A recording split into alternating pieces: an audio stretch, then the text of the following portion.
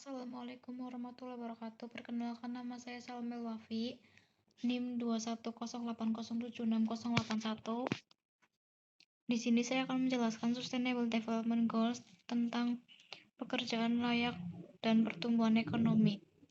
Sustainable Development Goals (SDGs) merupakan suatu rencana aksi global yang disepakati oleh para pemimpin dunia, termasuk Indonesia, guna mengakhiri kemiskinan, mengurangi kesenjangan, dan melindungi lingkungan.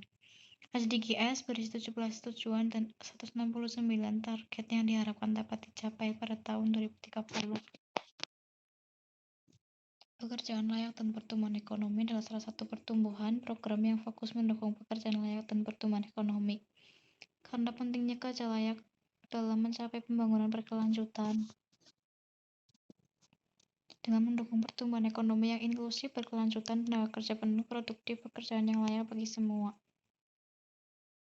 Di tahun 2020 terjadi pandemi yang menyebabkan mobilitas pergerakan ekonomi terhambat dan mengalami penurunan yang juga dikarenakan diberlakukannya lockdown dan pembatasan sosial.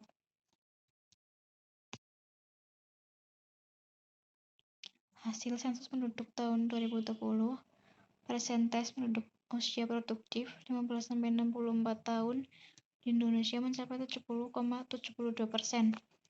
Dapat kita lihat di bawah tabel ini.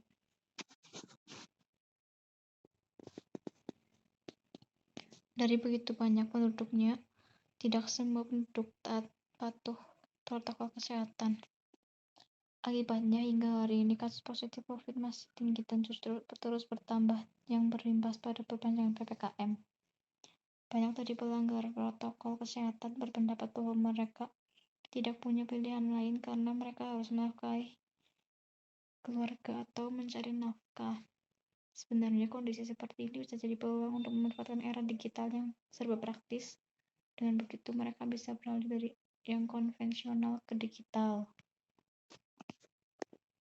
Contoh inovasi dengan memanfaatkan teknologi seperti contoh dengan aplikasi Shopee, Tokopedia, Lazada, JD.id, Blibli.com, dan lain sebagainya.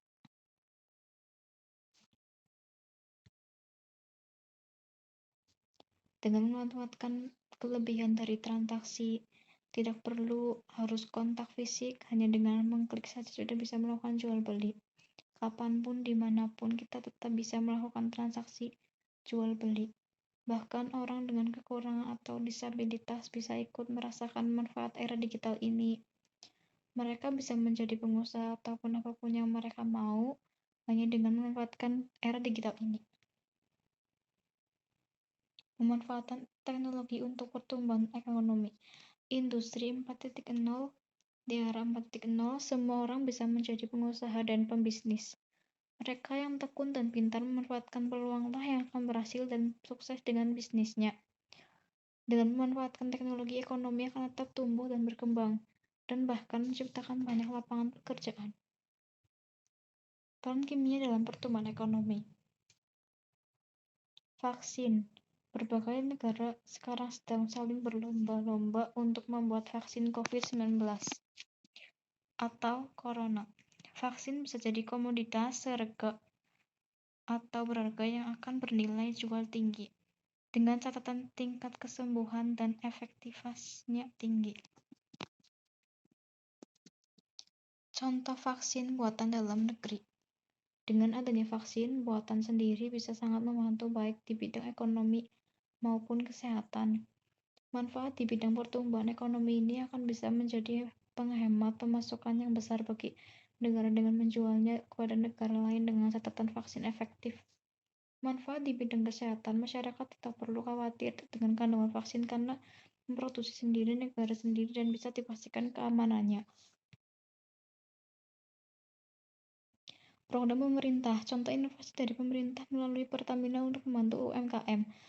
Pertamina sendiri telah menyalurkan bantuan kemitraan kepada lebih dari 63.000 mitra binaan yang tersebar dari Sabang sampai Merauke. Dengan contoh seperti gambar di samping yang berupa Pertamini atau Pomini. Penyaluran dana program kemitraan selama semester 1 tersebut mencakup 12.218 UMKM Mitra Binaan. Bentuk dari bantuan lain berupa pelatihan atau pembinaan mitra binaan itu sebesar 5,3 miliar, termasuk pinjaman berupa modal kerja atau usaha. Dengan memanfaatkan teknologi dan kondisi, semua orang bisa mendapatkan pekerjaan layak dan pertumbuhan ekonomi akan sangat pesat. Terima kasih.